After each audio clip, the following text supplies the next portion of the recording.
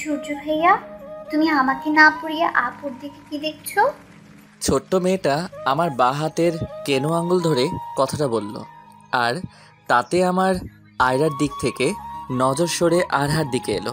এতটা সময় ধরে যার দিকে তাকিয়েছিলাম সে হলো আমার এক্স আয়রা, আর যে আমাকে ডাক দিল সে হলো আমার এক্সেরই ছোট্ট বোন আরহা।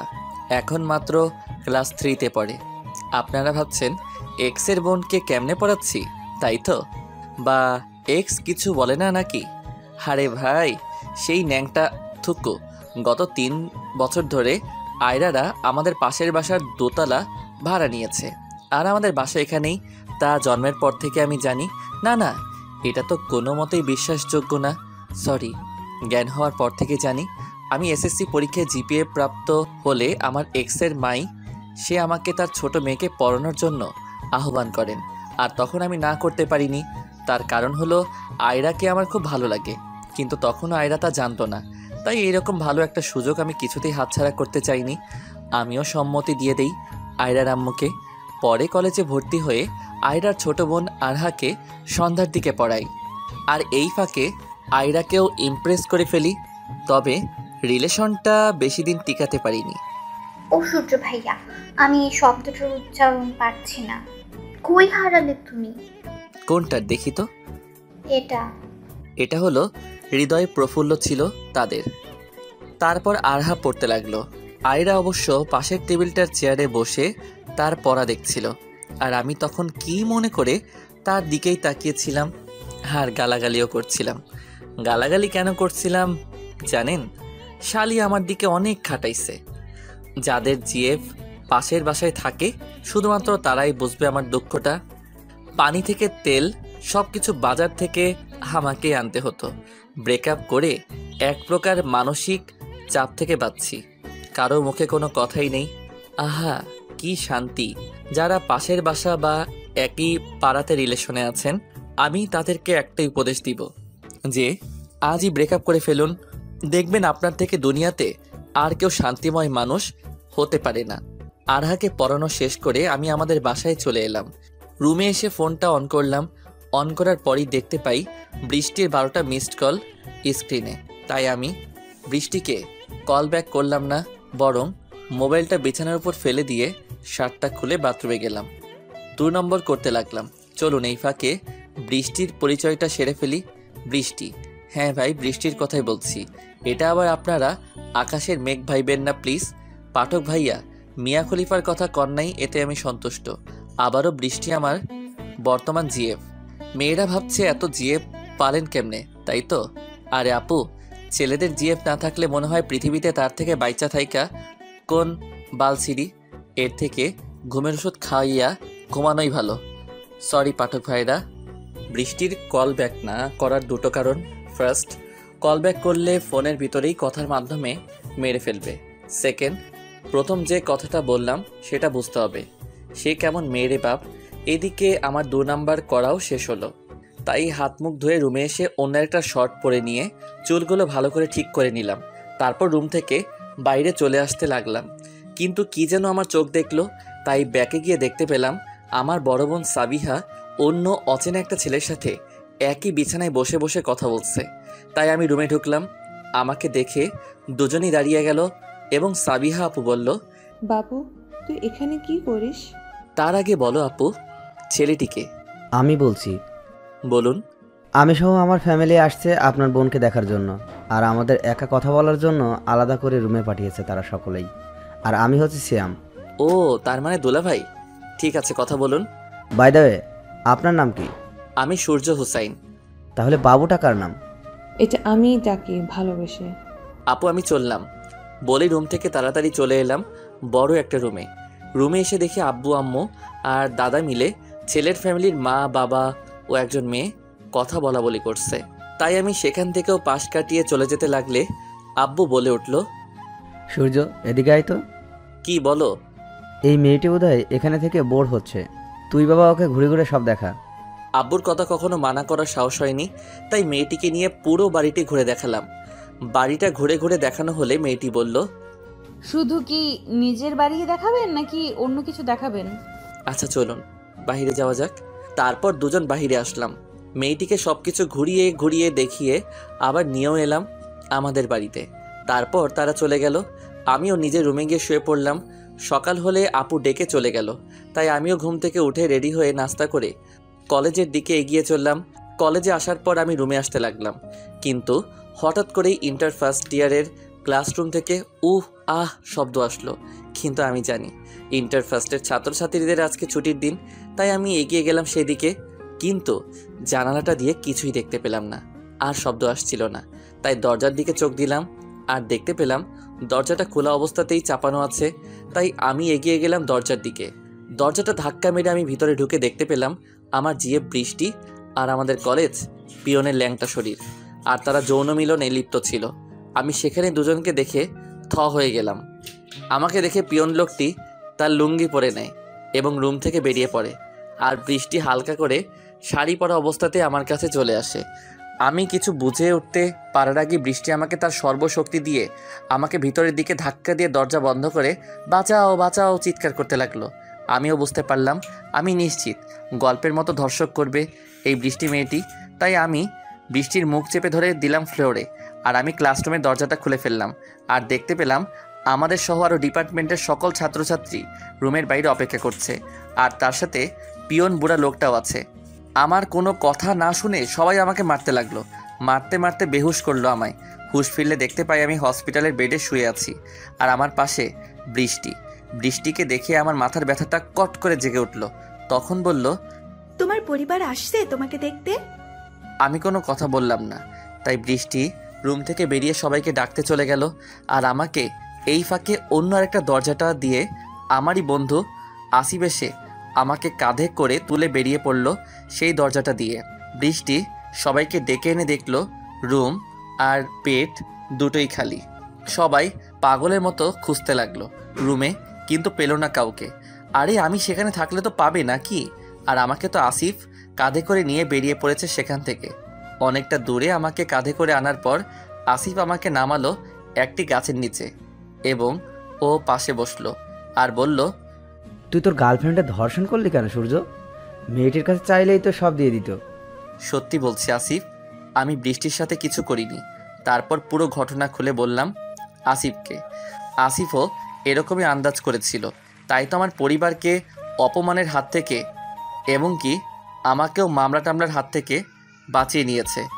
যখন দেখতেই পারবেন আমি হসপিটালে আছি, তখন তারা কাকে দোষারোপ করবে?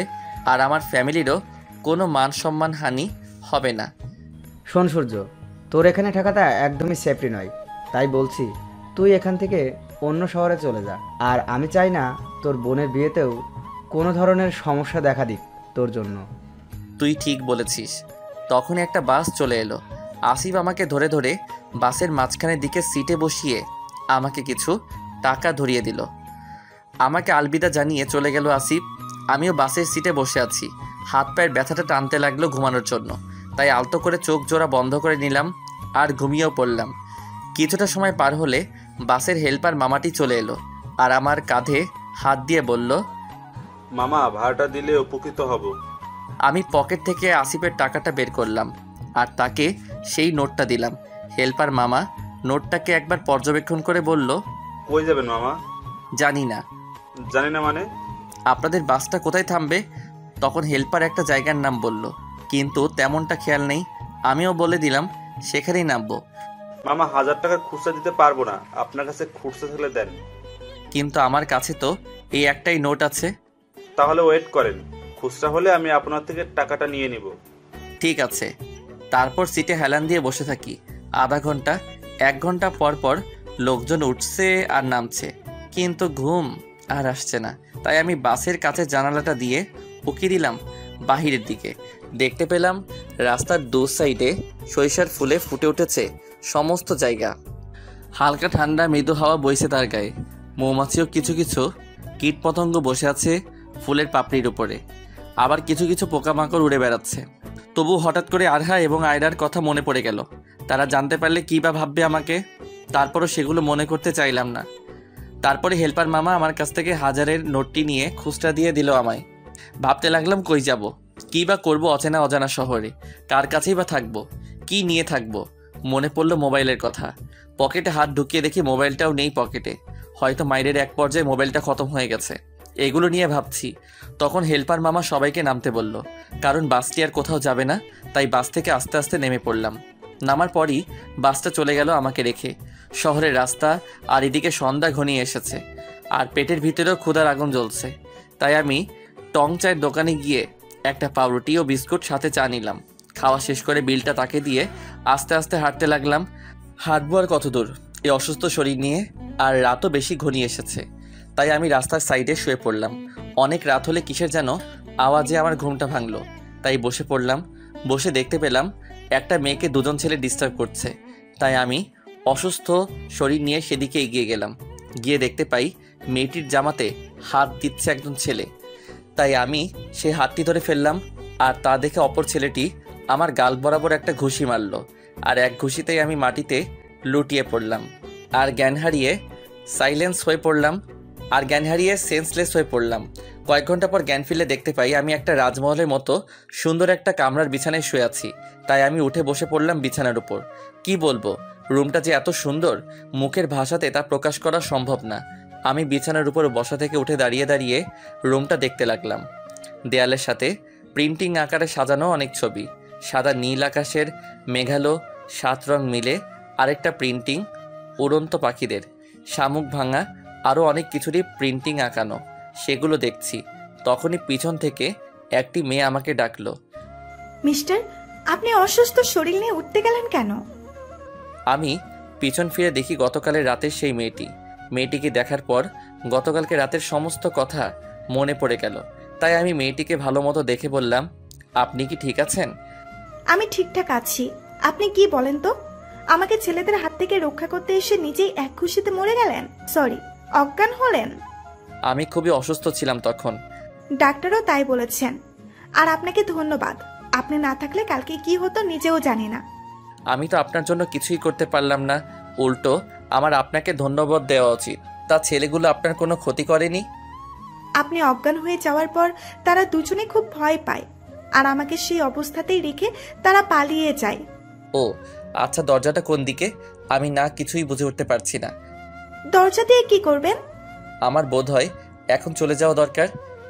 আপনি আগে সুস্থ হন, তারপর চলে যান। এখন গিয়ে শুয়ে থাকুন, এখন অনেক রাত।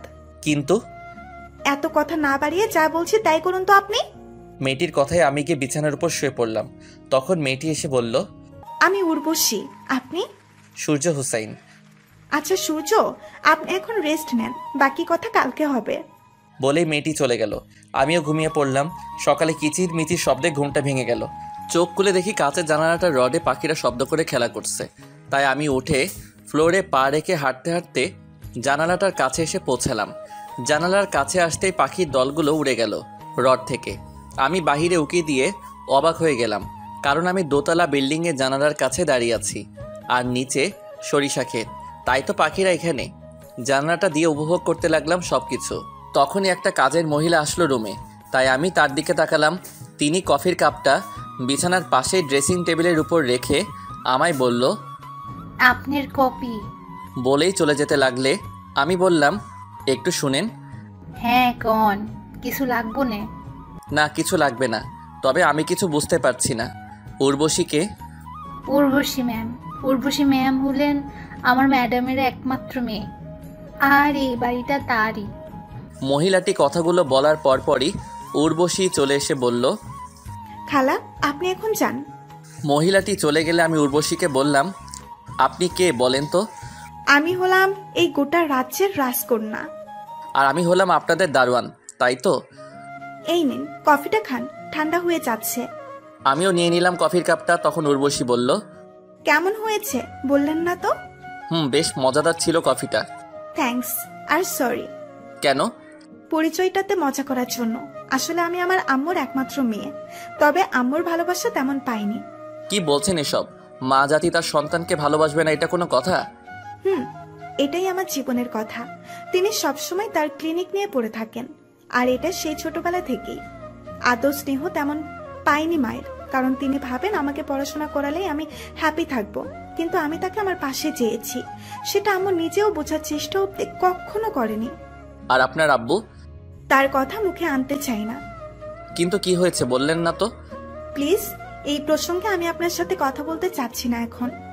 আমার কলেজে লেট হয়ে যাচ্ছে, আমি চললাম। আর হ্যাঁ, আপনি সুস্থ না হওয়া অবধি কোথাও যাবেন না। কথাগুলো বলে আমার হাত থেকে কাপটা নিয়ে চলে গেল সে। আমি বিছানার উপরে গড়াগড়ি করলাম, কিন্তু কিচ্ছু ভালো লাগছে না। নতুন জায়গায় আসলে যা হয় আর কি। কিছুটা সময় পর মহিলাটি নাস্তা দিয়ে চলে গেল। আমিও উঠে বসে নাস্তা করে নিলাম। নাস্তা শেষ করে আমি দরজাটা দিয়ে বেরিয়ে পড়লাম, আর দেখলাম একটা রাজপ্রাসাদের মতো তাদের বাসা। একতলা দোতলা সেটিং করা, তাও আবার একই সাথে, আর দুপাশে দুটি সিঁড়ি। তাই আমি সিঁড়ি বেয়ে নিচে চলে এলাম।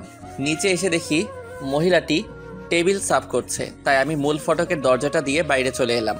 বাইরে এসে দেখি গোলাপ ফুলের সমারোহ সামনের দিকে, বাড়ির পিছনের দিকে সরিষা ফুলের সমারোহ, আর সামনের দিকে গোলাপ ফুলের। তাই আমি এগিয়ে গেলাম। এগিয়ে গিয়ে পিছন ফিরে দেখি বাড়িটাকে দেখতে জমিদার পরিবারের বাড়ি বলেই বোঝাচ্ছে। আমি পিছন দিকে সরে যাচ্ছি, আর হঠাৎ করে কিসের সাথে যেন ধাক্কা খেলাম। পিছন ফিরে দেখতে পাই একজন মধ্যবয়স্ক লোক, আর তার হাতে গাড়ির চাবি। তখন তিনি বললেন, তুমি ঠিক আছো তো? আমি ঠিকই আছি, আমার আবার কি হবে? না, গতকালকে উর্বশী ম্যামের সাথে তোমায় অজ্ঞান অবস্থায় দেখতে পেয়েছিলাম, তাই জিজ্ঞেস করলাম। ও আচ্ছা, আপনি এখানে কত বছর ধরে আছেন? বেশ কয়েক বছর। কিন্তু কেন? উর্বশীর আব্বুর ব্যাপারে কিছু জানেন আপনি? না, মাত্র 3 বছর ধরে আমি এখানে। তারপর লোকটির সাথে এটা ওটা কথা বললাম। তারপরও আবারও চলে এলাম সেই রুমে এসে বিছানায় শুয়ে পড়লাম। ঘুমাচ্ছি। অনেকক্ষণ পর বিকালের দিকে উর্বশী মেয়েটি আমায় ডাকলো, তাই আমি উঠে বসলাম। দেখতে পেলাম তার হাতে কিছু শপিংয়ের ব্যাগ। উর্বশী বলল, ঘুমাবেন, ভালো কথা। দুপুরের খাবারটা খাননি? আমিও দেখতে পেলাম খাবার রাখা আছে সেখানে, কিন্তু খালা তো আমায় একবারও ডাকিনি, তাই কিছু বললাম না আমি। সে যাই হোক, এখন আপনি আপনার শার্ট প্যান্ট পাল্টিয়ে আসুন বাথরুম থেকে। বলেই শপিংয়ের ব্যাগগুলো আমার হাতে তুলে দিল সে। কিন্তু আবারও কিন্তু জান বলছি। তাই আমি বসে না থেকে উঠে বাথরুমে চলে গেলাম। শপিংয়ের ব্যাগটাতে দেখতে লাগলাম কি কি আছে। প্রথমে বের হলো শার্ট, নীল সাদা মেলানো। আরেকটা শপিং ব্যাগে দেখতে পেলাম টি শার্ট ও প্যান্ট। অন্যটায় দেখি হাতের ঘড়ি, আর অপরটায় যা দেখতে পেলাম সেটি হলো আন্ডার প্যান্ট।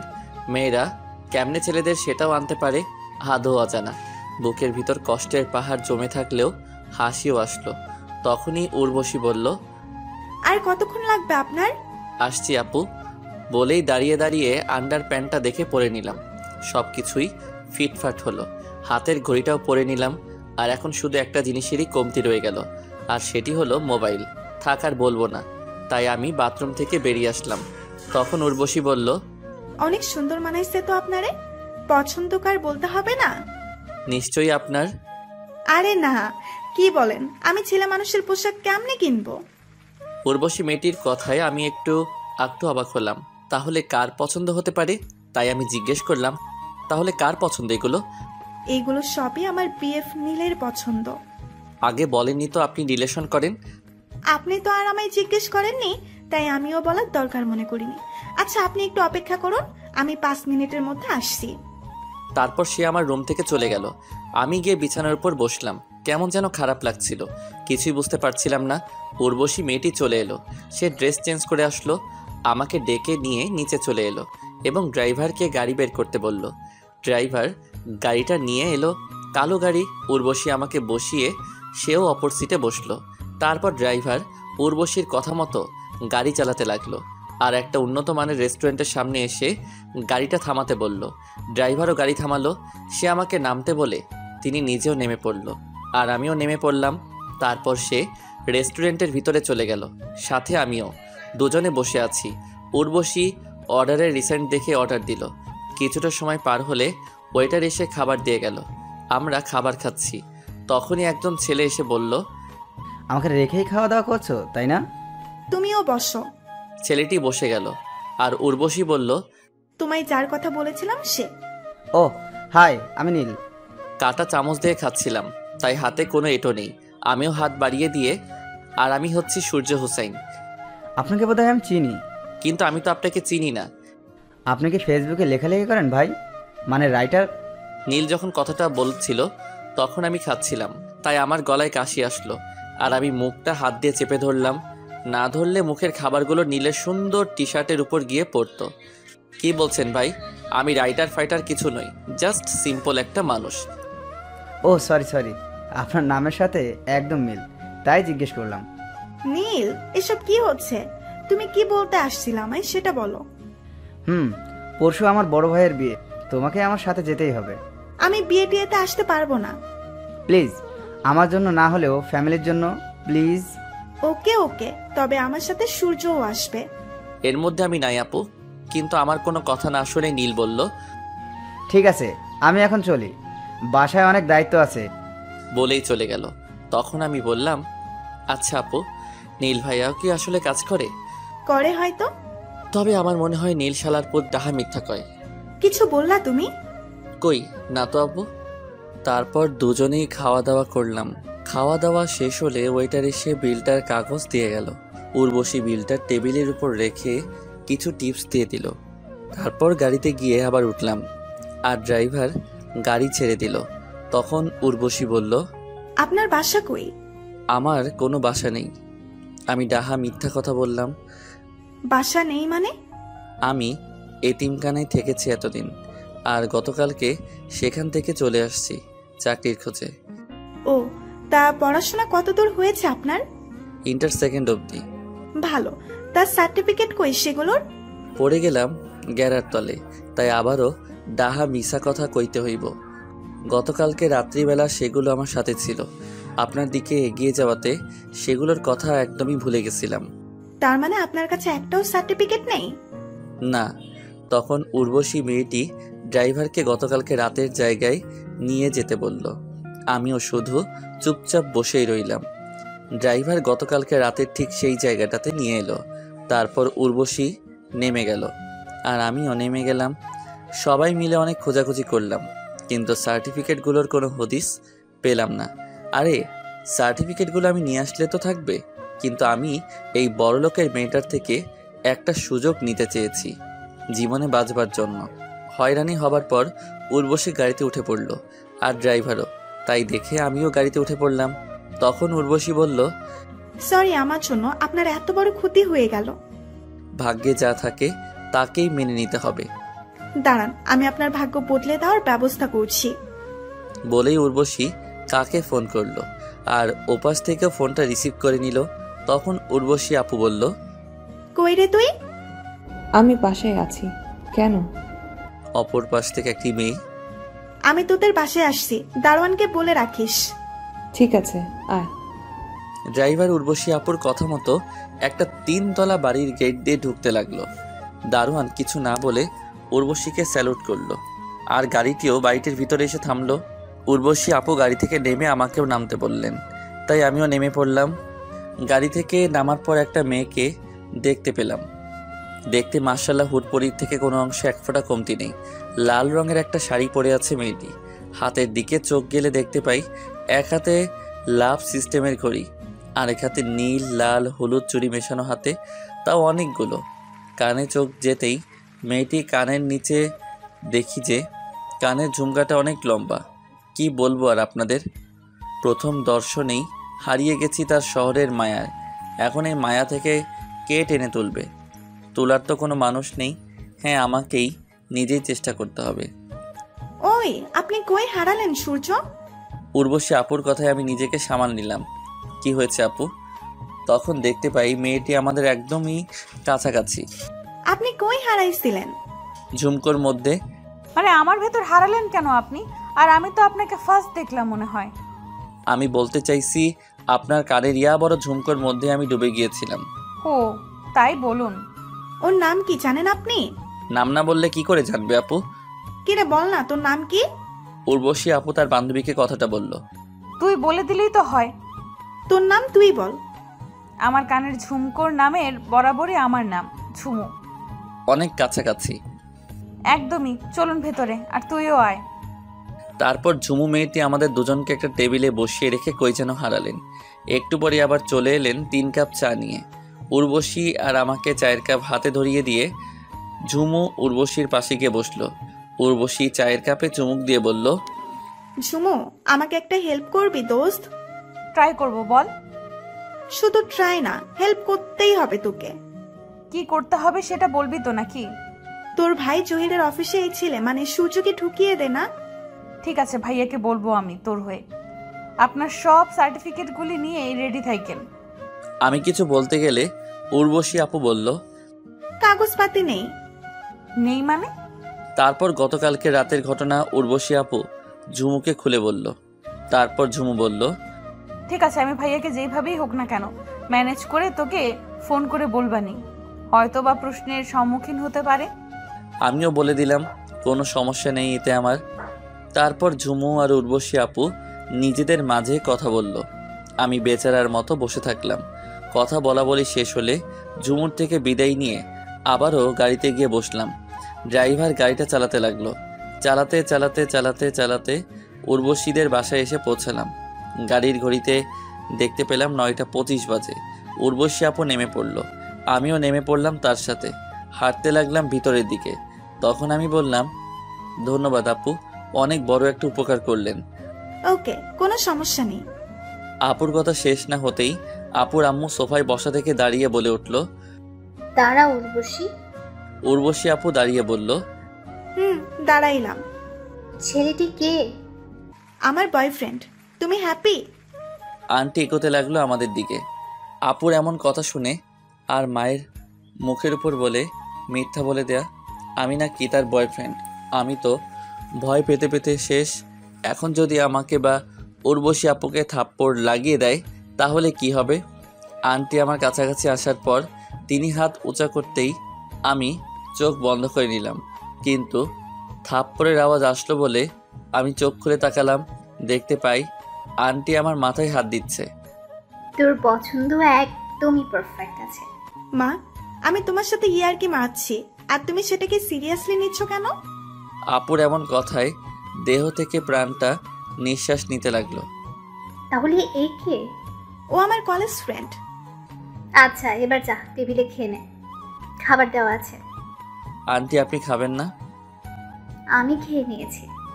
আন্টির কথা শেষ হলে খাবার টেবিলে চলে গেলাম উর্বশীর সাথে, এবং আমি উর্বশী আপুর মতোই খাওয়া দাওয়া করছি।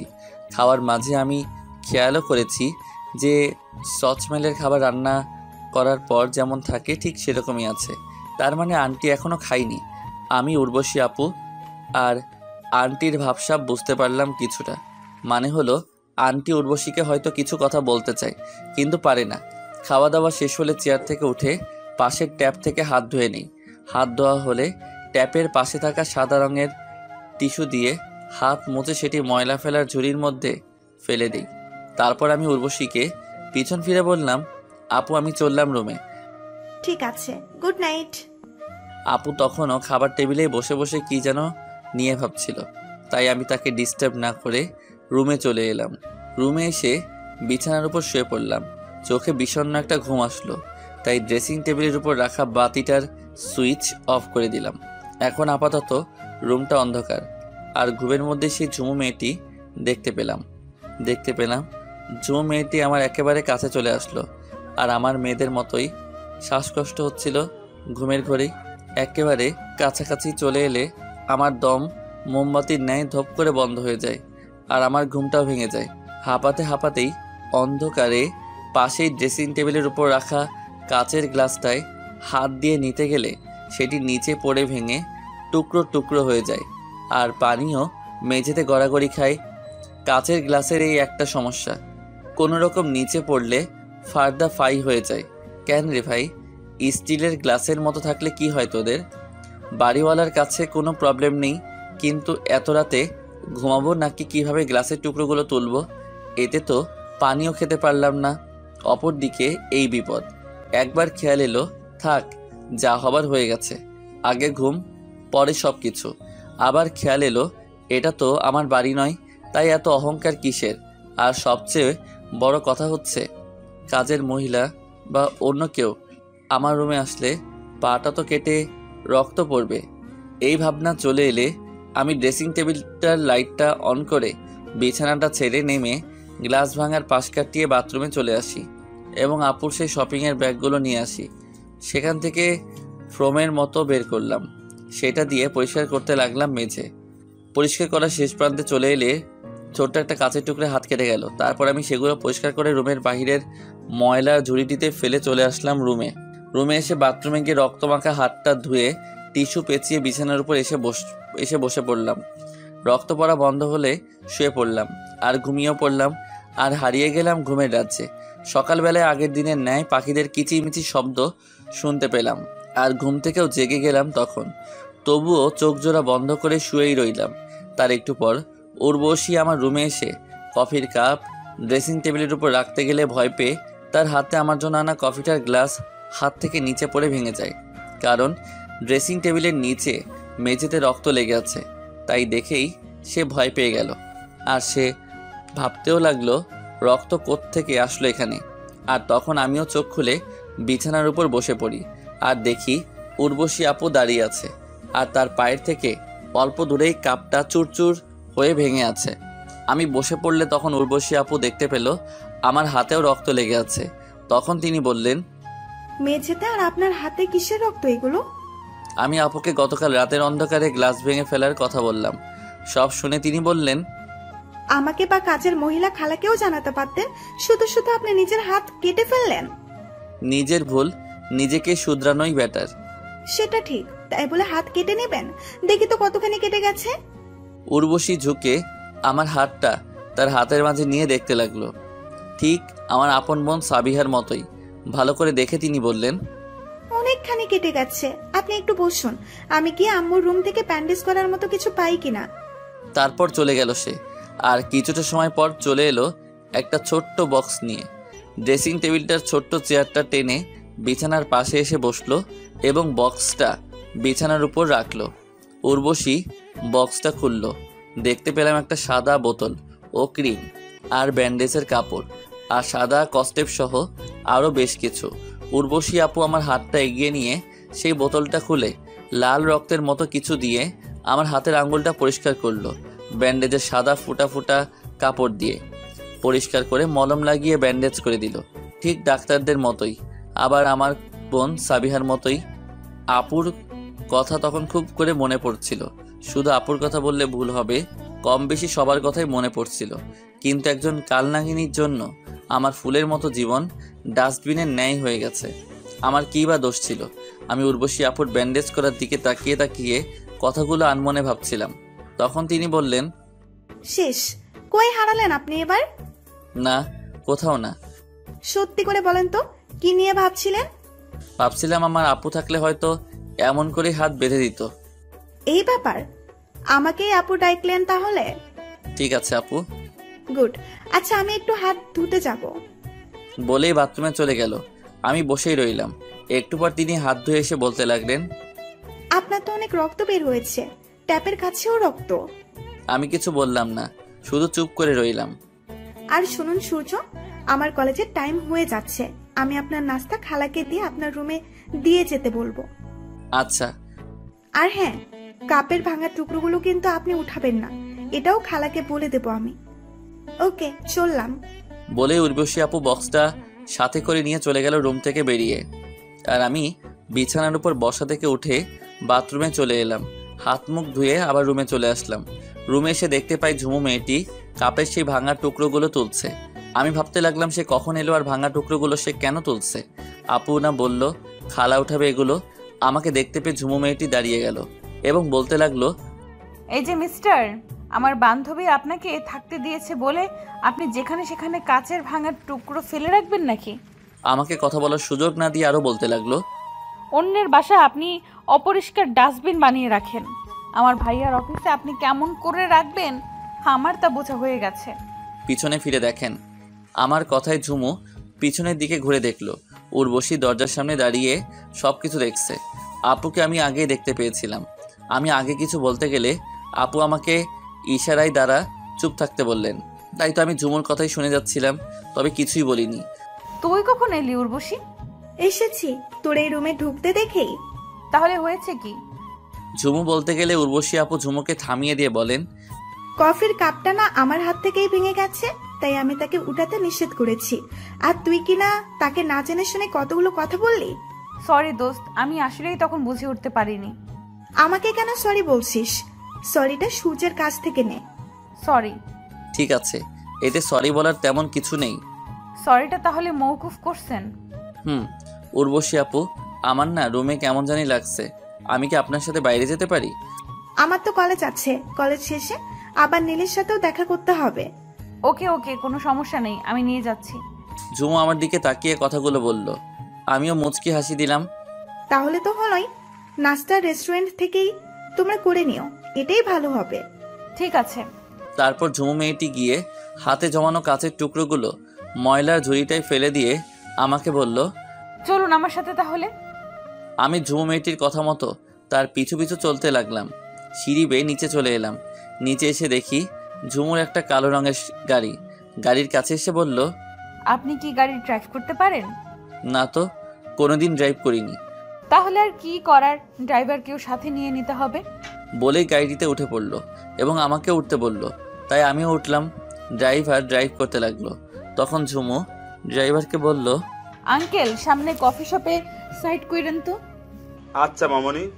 ঝুমুকে একটা কথা বলতে খুব ইচ্ছে করছিল, কিন্তু বলবো কি বলবো না সেটাই ভাবছি। কথাটা শুনে যদি বিরক্ত বোধ করে তখন তো কি হবে। এর মধ্যেও গাড়িটা কফি শপের বাইরে এসে গাড়ি সাইড করলো। আমরা দুজন নেমে কফি শপের ভিতরে ঢুকলাম এবং একটা টেবিলে বসে পড়লাম। আমি খেয়াল করলাম লোক সংখ্যা তেমন নেই ভিতরে। উন্নত মানের হলে এমনিতেই লোক সংখ্যা কম থাকে। একজন ওয়েটার এসে কফির অর্ডার নিয়ে গেল। ওয়েটার চলে গেলে আমি ঝুমুকে বললাম, আপনার চুলগুলো থেকে খুলে রাখলে আপনাকে অনেক বেশি সুন্দর লাগে। কিন্তু ঝুমু উত্তর দিল, জানি। এর মধ্যে ওয়েটারটা কফি নিয়ে এলো। আমি কফিটাতে চুমুক দিলাম, কিন্তু ঝুমু মেয়েটি কফিটার গ্লাস হাত দিয়ে ধরে আছে। আমি সেদিকে তাকিয়েছি বলে ঝুমু বলল, 1 সেকেন্ড। আর একটু পরেই ঝুমু তার চুলগুলো ছেড়ে দিয়ে ওয়াশরুম থেকে বেরিয়ে এলো। আমি তার দেখা মাত্রই চেয়ার থেকে দাঁড়িয়ে গেলাম, কারণ ঝুমুকে যতই দেখছি ততই ভালো লাগছে আমার। রীতিমতো ঝুমু আমার কাছাকাছি চলে এলো এবং বলল, কি ব্যাপার, দাঁড়িয়ে গেলেন যে? আমি ঝুমুর কথায় বসে পড়লাম। সেও বসে পড়ল আমার সামনের চেয়ারে এবং কফিটা খেতে লাগলো। ঝুমুর কফি খাওয়া দেখে তো আমি অবাক, কারণ সে চামচ দিয়ে তুলে তুলে কফি খাচ্ছে। আমি সেদিকে অপলক তাকিয়ে আছি। তখন ঝুমু খেয়াল করলো যে আমি তার দিকে তাকিয়ে আছি। সে বলল, এই যে মিস্টার, তাকিয়েছেন কেন? আপনার হাবভাব কিন্তু ভালো লাগছে না আমার। একটা কথা জিজ্ঞেস করি? আমি প্রেম করে কি না তাই জিজ্ঞেস করবেন, তাই না?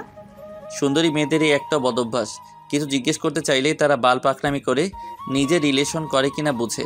কি জিজ্ঞেস করব সেটা নিজেও জানে না, তবুও। না। তাহলে করুন জিজ্ঞেস। আপনি চামচ দিয়ে তুলে তুলে কফি খাচ্ছেন কেন? ও, এই ব্যাপার। আসলে আমার ছোট থাকতে কফি খেতে গিয়ে জিহ্বা পুড়ে যায়, তাই আমি চামচ দিয়েই কফি খাই সবসময়। ও শুনুন। বলুন। তখন ঝুমু তার কাঁধের ছোট ব্যাগটা তার কোলে রেখে ব্যাগটার চেইন খুলে একটা কার্ড আমার হাতে ধরিয়ে দিয়ে বলল, আমার বড় ভাইয়া আপনাকে তার অফিসে দেখা করতে বলেছেন, এই নিন ভিজিটিং কার্ড। আমি ভিজিটিং কার্ডটা হাতে নিয়ে বললাম, ধন্যবাদ আপনাকে অসংখ্য। ওকে, ঠিক আছে। আমরা কি বন্ধু হতে পারি? আমার এমন কথায় ঝুমু মেয়েটি আমার দিকে কেমন দৃষ্টি করে তাকিয়ে আছে তা আমি বুঝতে পারলাম না। কি হলো বলুন? বন্ধুর সম্পর্কটা কখনো বলে কয়ে হয় না, বরং আপনা আপনি থেকেই হয়ে যায়। তার মানে হতে পারি না? বললাম তো, এইভাবে বলে হয় না বন্ধুত্ব সম্পর্ক। তারপর আমি আর কথা বাড়ালাম না। কফিটা শেষ করে বসে রইলাম এই আশায়। ঝুমুর কফি খাওয়াটা দেখছিলাম। তারও খাওয়া শেষ হলো। কফির বিলটা টেবিলের উপর রেখে দিয়ে উঠে পড়ল ঝুমু, তাই আমিও উঠে পড়লাম। তারপর দুজনে গাড়িতে গিয়ে বসলাম। ড্রাইভার আঙ্কেল গাড়িটা ছেড়ে দিল। আমি গাড়ির ভেতরে গিয়েও কোনো কথা বলছি না, শুধুই চুপচাপ বসে আছি। তাই ঝুমু মেয়েটি বলল, আচ্ছা, বন্ধু হতে পারেন। আমি ঝুমুর দিকে তাকিয়ে এবার একটু হাসি দিলাম। ড্রাইভার আঙ্কেল গাড়িটা চালিয়ে চালিয়ে একটা কলেজের সামনে নিয়ে এলো। তখন ঝুমু তাকে থামাতে বলল গাড়িটা। ড্রাইভারও থামিয়ে দিল। তারপর সে নেমে গেল। আমিও নেমে গেলাম। নেমেই ঝুমুর দিকে প্রশ্ন ছুড়ে দিলাম, এখানে কেন আসলাম আমরা? কারণ এটা আমার কলেজ। আমি ভালো করে লক্ষ্য করলাম কলেজটাকে। কলেজটা সাধারণত অনেক জায়গা নিয়ে অবস্থিত। 4 তলা কলেজ। আর এখন কলেজের মাঠের কাছাকাছি রাস্তায় আমরা দাঁড়িয়ে আছি। আর কলেজের সাথে একটা মসজিদ, অনেক সুন্দর একটা মসজিদ, দেখলেই চোখ জুড়িয়ে যায়। তখন আমি ঝুমুর সামনাসামনি হয়ে বললাম, অসম্ভব ধন্যবাদ আপনাকে আমাকে এমন একটা জায়গায় নিয়ে আসার জন্য। ওয়ে, এখন আমরা বন্ধু। তো আমাদের মাঝে এখন আর আপনি সাপনি চলবে না। তাহলে আমি আপনাকে তুমি করে বলি? ঠিক আছে, তা আপনার জায়গাটা খুব পছন্দ হয়েছে বুঝি? খুব। তবে তুমি আমায় আপনি বলে ডাকতে না বলে নিজেই আপনি করে বলছেন। হ্যাঁ, আমি তুমি বলতে পারবো না, তাই আপনি করেই বলবো। আচ্ছা, আর কি করারই বা। তারপর আবারও দুজনে গাড়িতে চেপে বসলাম। ড্রাইভার আঙ্কেল একটা রেস্টুরেন্টে নিয়ে এলেন। তারপর রেস্টুরেন্ট থেকে নাস্তা সেরে ঝুমুর গাড়িতে করে উর্বশী আপুর বাসায় চলে আসি এবং আমি আমার থাকার রুমে চলে এলাম। রুমে এসে হাতের ঘড়িটা ড্রেসিং টেবিলের উপর রাখলাম। তারপর চোখ গেল বিছানার উপর। দেখতে পেলাম সেখানে একটা শপিং ব্যাগ, তাই বিছানার উপর থেকে সেটি হাতে নিলাম এবং সেটি শপিং ব্যাগ থেকে বের করলাম। শপিং ব্যাগ থেকে বের করার পর দেখতে পাই একটা 7 ফুটের মতো গিফট। গিফটের প্যাকেটটা খুলে দিলাম আর তাতে দেখতে পাই একটা মোবাইল। আশ্চর্য হলাম এক অদ্ভুত কাণ্ড দেখে। জীবনেও এমন কোনো কিছু দেখিনি। আর সেটি হলো মোবাইলটা আছে, সেটি দেখতে পাচ্ছি পরিষ্কার, কোনো খাপটাপ নেই। আপনারাও আশ্চর্য হলেন বোধহয়, তাই তো নাকি? এমন অদ্ভুত কথা আমি বললে তো আশ্চর্য হওয়া ছাড়া কোনো উপায় নেই। মোবাইলটা রাখার বক্সটা কোনো কাগজ বা কার্টুনের, আবার লোহারও নয়। বক্সটা হলো কাচের। কাচের গ্লাস না খুলেই বাইরে থেকে দেখা যাচ্ছে মোবাইল সহ হেডফোন, চার্জার, ব্লুটুথ, এই সকল জিনিসপত্র। আপনারা ভাবছেন আমি স্বপ্ন দেখছি? আরে ভাই, আমিও তখন ভাবছিলাম আমি স্বপ্ন দেখছি, কিন্তু আসলে তা নয়, এটাই বাস্তব। গল্পে আসি। আমি খুঁজতে লাগলাম মোবাইলটা বের করব কিভাবে। অপর দিকে উল্টাতেই দেখতে পেলাম ছোট্ট একটা তালা, তাও পাসওয়ার্ডের। দেখেই হাসি আসলো আমার, তাই হাসতে লাগলাম আর আনমনে বলতে লাগলাম এটা মোবাইল নাকি অন্য কিছু। অনেক অনেক দামি মোবাইল হলে যা হয় আর কি। পাসওয়ার্ড চাচ্ছে, তাই আশেপাশে দেখতে লাগলাম কিছু আছে কিনা। তাই প্যাকিং করার প্যাকেটটাও দেখতে লাগলাম। তখন দেখতে পেলাম একটা ছোট্ট কাগজে লেখা আছে, তোমরা যেটা খুঁজছো সেটি দরজার পেছনে আছে। লেখাটি দেখে আমি রুমের দরজার পিছনের দিকটাই দেখতে লাগলাম। দরজাটায় আসলেই লেখা আছে। সেখানে আবারও আগের ন্যায় লেখা আছে, এখানে নয়, মেইন দরজায়। কেমন বোকা তুমি, হ্যাঁ? লেখাটা দেখে নিজের কাছেই নিজে বোকা মনে করতে লাগলাম। তারপর মেইন দরজায় এসে দেখি বোকা হলেই পাসওয়ার্ড। লেখাটি দেখে মাথার চুল চুলকাতে চুলকাতে রুমে চলে আসলাম এবং এটি পাসওয়ার্ড। যেখানে চাচ্ছে সেখানে টাইপ করে দিয়ে দিলাম। আর সাথে সাথেই কাচের গ্লাসটা ফাঁকা হয়ে গেল। আর তখনই উর্বশী আপুর কথা মনে হলো, তাই আমি উর্বশী আপুর নিকট নিয়ে যেতে লাগলাম কাচের কাপটা নিয়ে। আমি আপুর বাইরে এসে কড়া নাড়লাম। আমি আপুর দরকারে বাইরে এসে কড়া নাড়লাম। তখন উর্বশী আপুর রুমটা খুলে আমাকে একবার চোখ দিয়ে পরিদর্শন করে ভিতরে চলে গেল। তিনি ভিতরে গিয়ে বিছানার উপর বসলো এবং আমাকে বলল, ভেতরে আসেন। আমিও ভিতরে চলে এলাম। এটা মনে হয় আপনার জন্য। তখন আপু একটা অট্ট হাসি দিয়ে বলতে লাগলো, আসলে তুমি একজন বোকা, সে যাই হোক, এটা তোমার জন্যই আমার তরফ থেকে জবের জন্য উপহার। তুমি কেমন করে জানলে আমার জব হয়েছে? ঝুমু আমাকে সব বলে দিয়েছে। কি ঝুমুকে পছন্দ করো, তাই তো নাকি? না আপু। এদিকে এসো। কি আপু? বললাম আমার কাছাকাছি আসো। আমি তার কাছাকাছি চলে গেলাম। তখন তিনি বলল, আমার পাশে বসো। কিন্তু আমি যা বলছি তাই করো। আমি তার কাছাকাছি বসে পড়লাম বিছানার উপর। তখন তিনি, তুমি আমার ছোট ভাই, এবার বলো ঝুমুকে কি তুমি পছন্দ করো? আমি সত্যিটা বলবো, তবে কি? একটা কথা দিতে হবে আমায়। আমি যা বলবো তা ঝুমু বা কাউকে বলা যাবে না। এই কথাটা দিতে পারবেন তো নাকি? ঠিক আছে, কথা দিলাম, এবার বলো। আপু, প্রথম দেখাতে আমি তাকে ভালোবেসে ফেলেছি।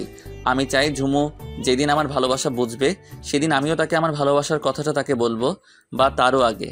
অনেক পছন্দ করি আপনার বান্ধবী। বলে ফেলো, দেখবো, মেনে নিব। কদিন যাক, আমি হয়তো বা বলে দিতে পারি। আর আপু, আপনি কিন্তু কথা দিচ্ছেন, কথা রাখেন। ওকে, আর জবের জন্য all the best. Thank you আপু। তারপর বিছানার উপর থেকে উঠে নিজের রুমে এসে মোবাইলটা চার্জে লাগিয়ে দিলাম। পরে রাতের খাবার খেয়ে নিজের রুমে এসে শুয়ে পড়লাম। সকালবেলাতে ঘুম ভাঙলে রেডি হয়ে মোবাইলটা পকেটে রেখে নাস্তা করে আন্টির কাছে গেলাম। আন্টি তখন দোতলার বারান্দায় বসে বসে পেপারের পাতা উল্টাচ্ছিল। আমি গিয়ে তার পাশে দাঁড়ালাম আর আন্টিও আমায় দেখতে পেয়ে বলল, কি হে যুবক, কিছু বলবা? আজকে আমার জবের প্রথম দিন, দোয়া করবেন। দোয়া করি অনেক হ্যাপি হও জবটাতে, ইনশাআল্লাহ। তখন আমি সামনের দিকে এগিয়ে তার পায়ে সালাম করলাম আর তিনি এমন দশা দেখে পেপারটা পাশের সিটে রেখে দাঁড়িয়ে আমাকে উঠালো পায়ের কাছ থেকে আর বলল, কি করছো? আমি জানি আপনার অনেক কষ্ট আমার মতো। তখন তিনি আমাকে বুকে টেনে নিয়ে বললেন, জীবনে অনেক বড় কিছু হও বাবা।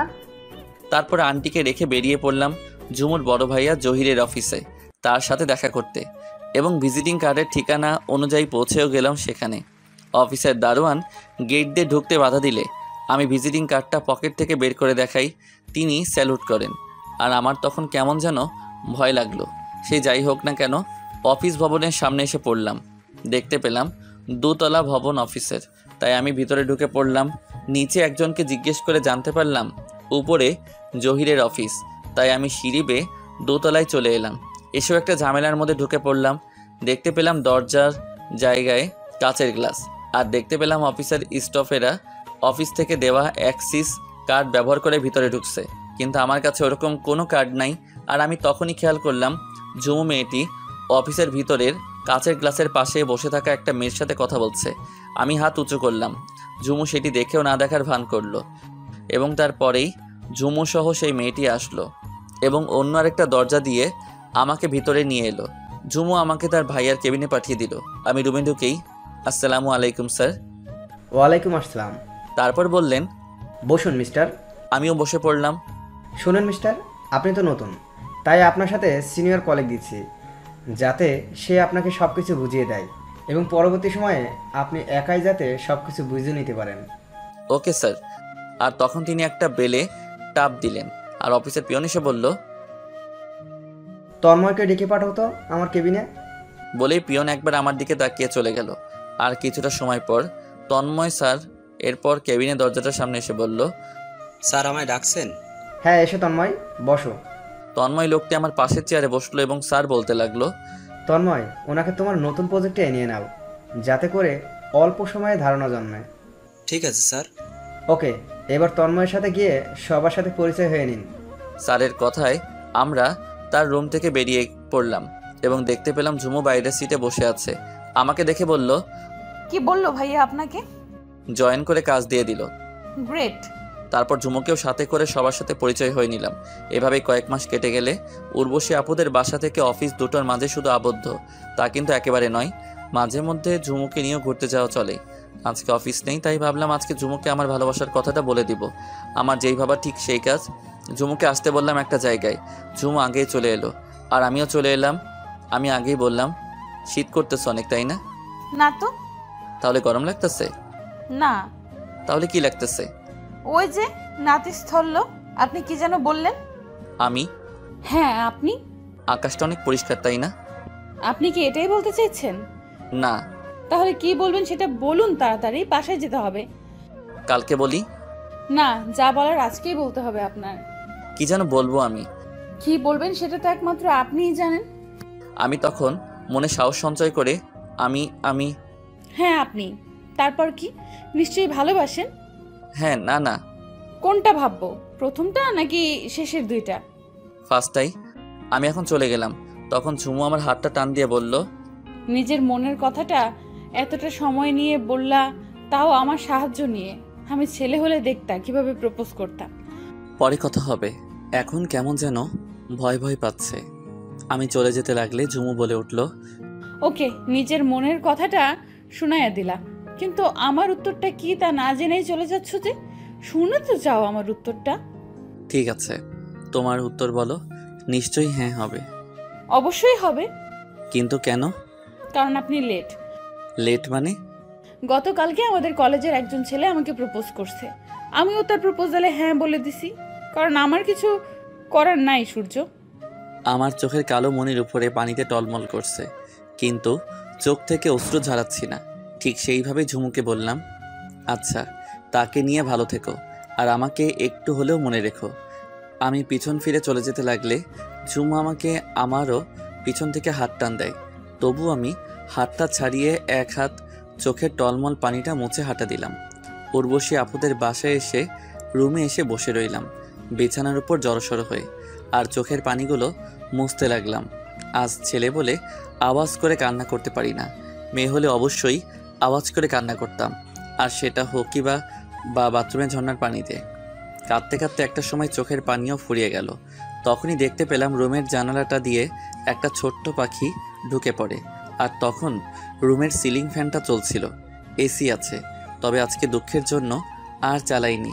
সে যাই হোক, পাখিটাকে দেখতে পেলাম ঠিক ফ্যানের বাতাসের দিকেই চলে গেল আর কেমন করে যেন উপরেও উঠে পড়ল, কিন্তু পাখিটা আর নিচে নামতে পারছে না। কতক্ষণ চেয়ে থাকলাম হয়তো নেমে পড়বে, কিন্তু নামতে চেয়েও পারছে না। এই ভয়ে যে যদি ফ্যানের পাখার ব্লেডের মতো আঘাত লাগে তাহলে তো দফা রফা হয়ে যাবে। আর আমারও একই চিন্তা হলো, তাই আমি বিছানার উপর জড়সড় হয়ে বসে থাকা থেকে উঠে গিয়ে ফ্যানের সুইচটা অফ করে দেই। ফ্যানের পাখাগুলো একেবারেই থেমে গেলে আর তখন নেমে আমার কাছাকাছি চলে আসে আর আমাকে সামনে থেকেই দেখে, জানালাটা দিয়ে টুকুট করে বেরিয়ে পড়ে। তাই দেখে আমার মনটা কেমন হালকা ভালো লাগলো। আর তখন সেই মুহূর্তে চোখে প্রচুর ঘুম চলে আসে, তাই আমি এসিটা চালিয়ে শুয়ে পড়ি বিছানার চাদরটা টেনে। দুপুর সহ আর সন্ধ্যা পেরিয়ে গেল, কিন্তু ঘুম আর ভাঙল না। আর তখনই ভূমিকম্পের ন্যায় উদ্দাম হলো এক প্রকার। চোখ খুলে বালিশের নিচে হাত দিতেই অনুভব করলাম ভূমিকম্পের ন্যায় মোবাইলটা বেজে উঠছে, কারণ তখন বালিশের নিচে মোবাইলটা সাইলেন্ট অবস্থায় ছিল। আপনারাও এটা করতে পারেন, বালিশের নিচে মোবাইলটা সাইলেন্ট করে রেখে ঘুমাবেন, দেখবেন ভূমিকম্পের ন্যায় মোবাইলটা বাজবে। বালিশের নিচে থেকে মোবাইলটা বের করে স্ক্রিনে দেখতে পাই ঝুমু কল দিয়েছে। আমি কলটা রিসিভ না করে মোবাইলটাই অফ করে দিলাম। আবারও ঘুমানোর চেষ্টা করলাম, কিন্তু ঘুম আর আসলো না। তাই গড়াগড়ি করতে লাগলাম, কিন্তু গড়াগড়িটাও বেশিক্ষণ টিকাতে রাখতে পারলাম না। উর্বশী আপু এসে দরজায় নক করলো। সূর্য, দরজাটা খোলো। আপুর এমনভাবে দরজায় নক করায় আমি বিছানায় শোয়া থেকে উঠে দরজাটা খুলে দিলাম। দরজাটা খোলার সাথে সাথেই উনি আমাকে ভালো মতো দেখতে লাগলো। আর তখন উনি কাকে যেন বলতে লাগলেন, সূর্য ঠিক আছে, কোনো চিন্তা করিস না তো তুই। তবে চোখগুলো ফোলা ফোলা লাগছে, কান্না করছে হয়তো বেচারাটা। আপুর এমন কথাই আমি অল্প অল্প বুঝতে পারলাম আপু কার সাথে কথা বলছেন। আর তখনই উর্বশী আপু আমাকে তার ফোনটা ধরিয়ে দিয়ে বলল, নাও কথা বলো, তোমার সাথে কথা বলার জন্য মরিয়া হয়ে উঠেছে। কে ফোনে? কে আবার? ঝুমু ছাড়া কি অন্য কেউ হতে পারে নাকি? ধরুন আপু, আমি তার সাথে কথা বলবো না। আমি তোমার আপু হয়ে কথা বলতে আসছি, সো বলো তার সাথে কথা। কিন্তু তুমি সবসময় কিন্তু কিন্তু করো কেন? আমি যা বলছি আগে সেটা করো। কি আর করার, ফোনটা কানের কাছে নিয়ে, হ্যালো কি বলবা তাড়াতাড়ি বলো। তুমি ঠিক আছো তো? হ্যাঁ ঠিক আছে, কি বলবা সেটা বলো। তুমি আমার ফোনটা রিসিভ না করে মোবাইলটা অফ করে রাখছো কেন? আর কান্নাই বা করছো কেন? সেটা আমার ব্যাপার, আমি তোমায় কেন বলতে যাব। আর রাখছি। ওয়েট, শোনো। কি আবার? কালকে দেখা করতে পারবা? না, যা বলার এখনই বলো। ভালোবাসি তোমায়। কি? কানে কি তোমার প্রবলেম আছে? না, তবে তুমি একসাথে কয়জনকে ভালোবাসবা শুনি? কয়জন মানে? তুমি যে বললা দেখা করার সময় তোমাকে কে যেন প্রপোজ করছে, আর তুমিও হ্যাঁ বলে দিছো, এখন তার কি হবে? আসলে এই উর্বশীটি কি বলে, তুমি বোকা। আসলেই তুমি বোকা, মজাকেও সিরিয়াস নিছো। মিথ্যা হলে বলে দিলেই তো পারতে। শুধু শুধু আমাকে এরকম ভাবে কষ্ট দেওয়ার কোনো ওয়ে দেখছি না আমি। জানানোর জন্যই তো ফোন দিছিলাম তোমার মোবাইলে। আর আমি যার সারা জীবনের সঙ্গী হব তাকে একটু বাজিয়ে দেখতে হবে না নাকি? তাই বলে কষ্ট দিবা? 100 বার দিব, 1000 বার দিব। আর কালকে অফিস শেষ করে আমাদের বাসায় চলে এসো, ভাইয়ের সাথে কথা বলতে হবে। ভাইয়ার সাথে কয়েকদিন পরে কথা বললে হয় না? হ্যাঁ, প্রেম করে আকাম কুকাম করে বাচ্চা পেটে রাখতে আমি পারবো না, বিকজ আমি ভাইকেও ম্যানেজ করে নিয়েছি। শুধু কথাবার্তা বলবা ভাইয়ের সাথে, ওকে? এখন রাখছি, আর কান্না একদম করবা না বলে দিলাম। ঠিক আছে। পরে ফোনটা ঝুমু কেটে দিল। আমি দেখতে পেলাম উর্বশী আপু ততক্ষণে বিছানার উপর বসে আছে। আমি এগিয়ে গিয়ে তার মোবাইলটা তার দিকে এগিয়ে দিলাম। আপুও ফোনটা নিয়ে নিল আর বলতে লাগলো, বাহ, এতক্ষণ কথা বললা আর নিজের ভালোবাসাটার মতো করে নিজের করে নিলা। আমি মাথা নাড়লাম। তারপর আপু উঠে চলে গেল রুম থেকে বেরিয়ে। রাতে খাবার টেবিলে খাবার খেলাম সবাই মিলে। খাবার খেয়ে নিজের রুমে এসে ঝুমুকে ফোন করলাম আর অনেক সময় নিয়ে কথা বলে ঘুমিয়ে পড়লাম। আমি ঘুমাচ্ছি। আপনাদের তো একটা কথা বলিনি একেবারেই, আর রোমান্টিকের কারণে মনেও ছিল না।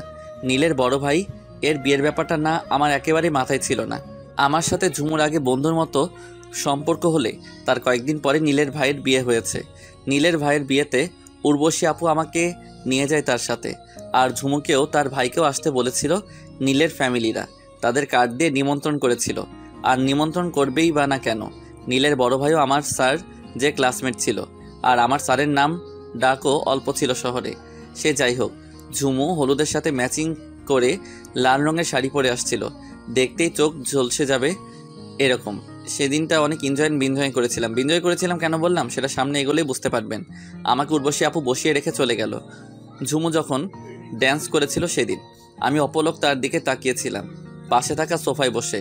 ঝুমু যে একা ড্যান্স করছে তা একেবারে নয়, ঝুমুর সাথে আরও মেয়ে নাচছে আর বক্সে বাজছে এই গানটা, মুশকিল মে হ্যাঁ জিনা তूने दिल है जीना हो गए पागल देखो प्यार है ये हसीना कुसु कुसु कुसु कुसु कुसु कुसु कुसु कुसु कुसु कुसु। সংক্ষেপে বললাম কারণ গল্পের মধ্যে গান এলাও না।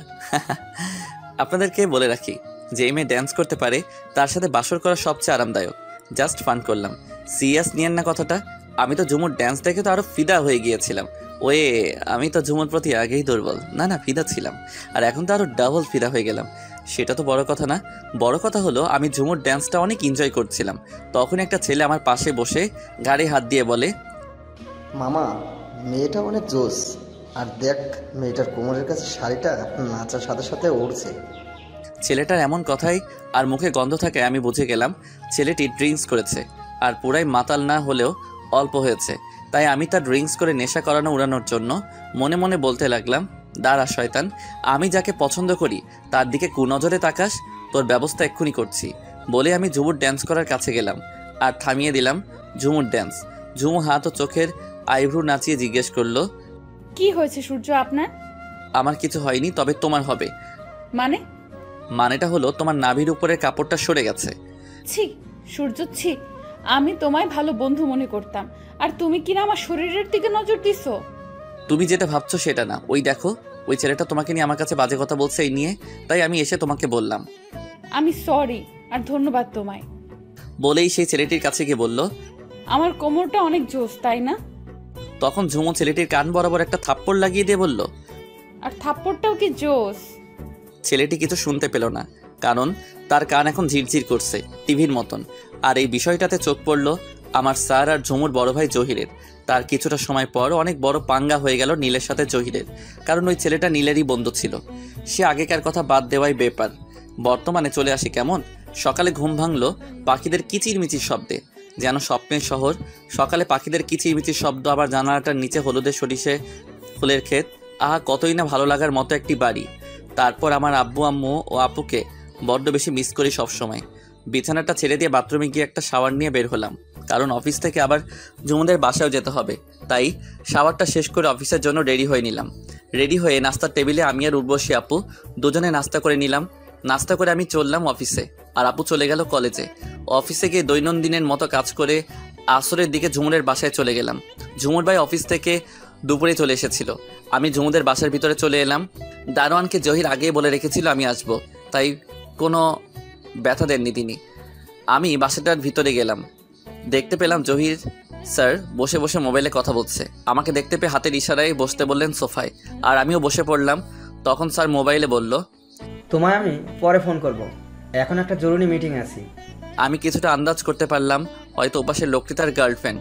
এমনই মনে হলো। স্যার ফোনটা কেটে দিয়ে ভালো করে নড়ে চড়ে বসলেন এবং আমায় বলতে লাগলেন, টি না কফি? টি হলেই হবে স্যার। স্যার বলার প্রয়োজন নেই বাসায়। তখন জহির স্যার বললেন, আব্দুল, ওই আব্দুল।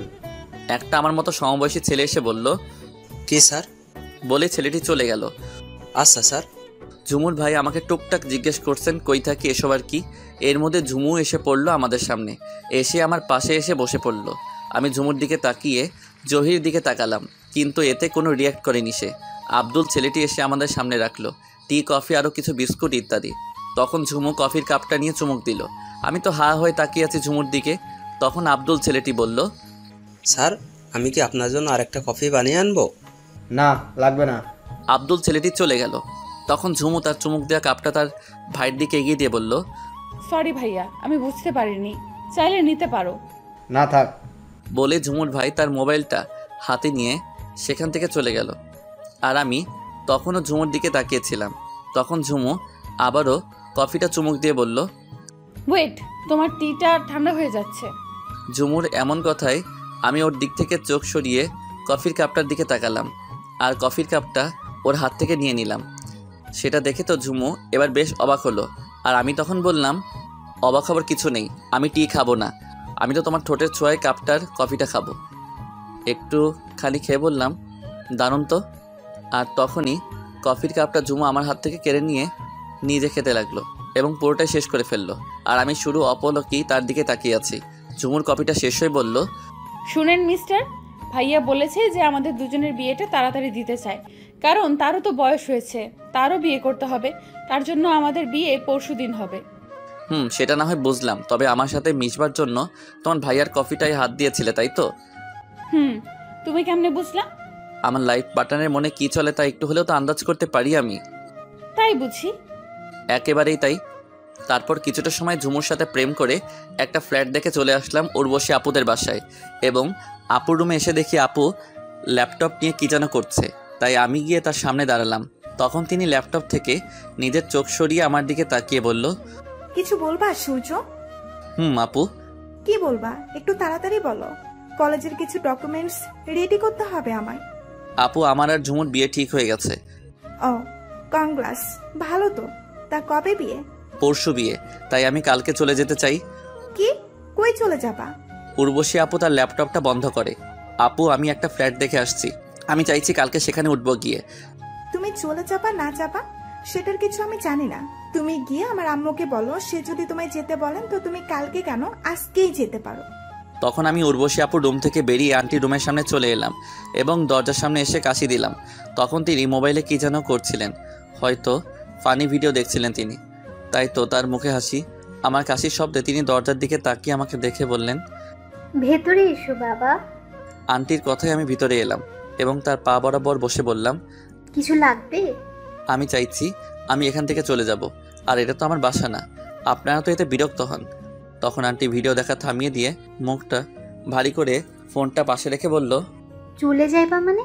আমরা তো সবাই তোমাকে আপন করে নিয়েছি, বিরক্ত বোধ কেউ করে না।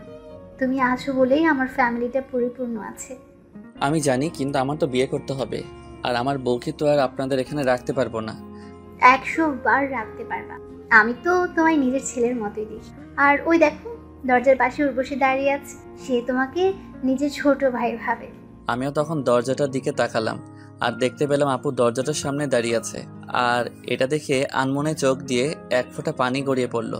এই ভেবেছে আমি আমার একটা পরিবার হারিয়ে ফেলি আর একটা পরিবার খুঁজে পেয়েছি, আর সেটা উর্বশী আপুর জন্যই হয়েছে। তাই আমি সবসময়ই উর্বশী আপুকে ধন্যবাদ জানাবো। তাদের এমন ভালোবাসা আর আমাকে তাদেরই একজন মনে করে দ্বিধায় আর ফ্ল্যাটে ওঠা হলো না। পরের দিন অফিস থেকে 5 দিনের ছুটি নিয়ে নিই, আর তার পরের দিন 2 পরিবারের সঙ্গে আত্মীয়তা হয়ে পড়ে। আর আমার আর ঝুমুরেরও বিয়ে হয়ে যায়। ঝুমুরকে আমাদের বাসায় নিয়ে আসি। বাসর ঘরটা উর্বশী আপু নিজ হাতে সাজিয়েছেন। আপু আর আন্টি অনেক খুশি। বাসর ঘরে ঢুকলাম বিসমিল্লা বলে। রুমে ঢুকে দেখতে পেলাম ঝুমু বউ সাজে বসে আছে বিছানার উপর। তাই আমি ঘুরে দরজাটা বন্ধ করে দিলাম, আর রীতিমতো ঝুমু মেয়েটি আমার পিছনে চলে এলো। আমি সামনে তাকাতেই ঝুমুকে দেখতে পেলাম আমার কাছাকাছি। তখন আমি বললাম, থাক থাক, সালাম করতে হবে না। কে বলেছে আমি তোমায় সালাম করার জন্য তোমার কাছাকাছি চলে আসছি? তাহলে কেন এসেছো? বিড়াল মারার জন্য আসছি। আমাকে দেখে কি তোমার বিড়াল মনে হয় নাকি? আরে বুদ্ধু, ওই বিড়াল না। যেই বিড়াল হন না কেন, আগে নামাজ, তারপর দেখব। আচ্ছা ওই দেখ, আমি আগেই সব রেডি করে রেখেছি। আমি দেখতে পেলাম বাসর করার বিছানার নিচে দুইটা জায়নামাজ। তারপর দুজন মিলে নামাজ পড়ে নিলাম। নামাজ পড়া শেষ হলে ঝুমু মেয়েটি গিয়ে বিছানায় বসে পড়ল, আর আমিও গিয়ে ঝুমুর পাশে বসলাম এবং ঝুমুকে বললাম, চলো আমাদের ভবিষ্যৎ নিয়ে আসি দুনিয়াতে। তখন ঝুমু বলল, পাঠকদের সামনে এগুলা বলা বা করাটা একেবারেই বিপজ্জনক। আমি পাঠকদের উদ্দেশ্যে বলি, হ্যাঁ আপনাদেরকেই বলছি, এখন বিছানা গরম হবে আর সাথে আমরা দুজন মানুষও। সো সাইড দেন আর দ্বিতীয় সিজনের জন্য অপেক্ষা করুন। ধন্যবাদ সবাইকে আমাদের পাশে থাকার জন্য।